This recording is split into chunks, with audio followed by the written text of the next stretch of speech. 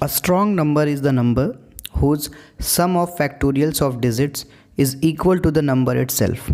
Hello and welcome to Knowledge Circle everyone. Today we will see a program based on strong number. So what is a strong number? A strong number is a number if we separate the digits and we find the factorial of each digit, and when we add these factorials and the sum of these factorials of digit is equal to the number itself, then that number is known as strong number. So let's see how can we make a program. First of all, let's create a class with the name strong in BlueJ. Let's double click on the class and let's remove the other codes and let's begin the program. So let's write import java.util.scanner. After that we will create the class. The class name we have already defined, so that the class name will be strong. Okay, after that what we have to do, after creation of class name, we have to start the block of the class, the scope of the class, using the curly braces. Now we will create the main method, that is public static void main. After the creation of main method, what will be our next task? The next task is we will create the object for the scanner class. This object of scanner class will help us to take input from user. We have to take input from user. We will take a number and we will verify whether the number is strong or not. So let's create the object of scanner class using the scanner space. The name of the object we have given here ob is equal to, that is new, and then we have written scanner system.in. So this is the way we create the object of scanner class. Now we will display a message for the user to enter the number. We will use print method of system class. Okay, and we will write the message in double quotes, enter a number. When the user will give a value that has to be accepted by us, by using the object, we will use the object to call the method, that is next int. We'll create a variable here int n, integer type variable ob.nextInt method.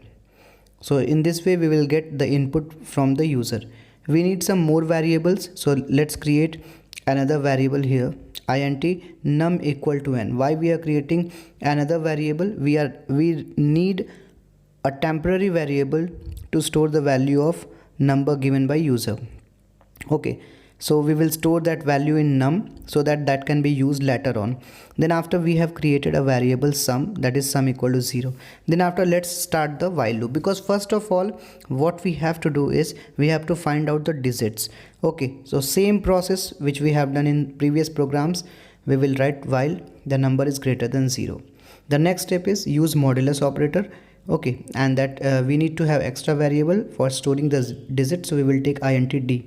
Okay, now d equal to what we are going to do, n module 10. When we write n module 10, we will get the digit. Okay, and now what we have to do, we have to find out the factorial of that digit. So we all know how to find out the factorial. Let's see what we are going to do. We will run a loop to find out the factorial. Okay, int I equal to 1, and this loop will run up to the d, whatever the value of d will be. It may be 1, it may be 2, or it may be any other value. Okay, up to 9 it will be maximum. So what we are going to do, we will run the loop and we need to have extra variable to calculate the factorial. So let's take int f equal to 1. Now what we have to do, f equal to f into I. We will write here f equal to f into I. Why we will write here I? Because I is the counter variable which will increase every time. Okay, and it will run up to the number d. Okay, in this way we will calculate factorial. After the calculation of factorial, we have to add this factorial into the sum. We have declared a variable because we have to calculate the sum of the factorial of digit. So we will use sum variable, sum equal to sum plus f which contains the factorial of the digit. Then after what we have to do, the next step is we will divide the number by 10. Okay, and the number will be divided by 10. Let's close the outer loop, that is while loop. Now when we complete this, we will get the sum of the factorial of all the digit of that particular number. Now what we have to do, we will compare the sum with the num, because n is already 0. We have already stored temporarily this value into a variable num. So if num is equal to sum, then what should be the message? If it is equal, it means it is a strong number. and if this condition is false, then the number is not strong. So let's write the message strong number. Okay, if this condition gets true, then after what we are going to do, we will write the else part. Okay, and else part, what we will write, not a strong number. So we will just edit this. We have copied this statement and we will just edit the message here, not a strong number. After doing this task, what we have to do, we have to close the main method, then we will close the class, and now we are going to compile it. Compilation successfully done. Let's execute it. Okay, now you can enter a number is 145. You can see it's a strong number. Let's re-execute it. Right click and click on void main option. Okay, enter a number. Let's enter a number 125. It's not a strong number. What you can do is, let's check, let's re-execute once again and let's click OK. Let's give the number 40,585. This is also a strong number. So this is a program about strong number.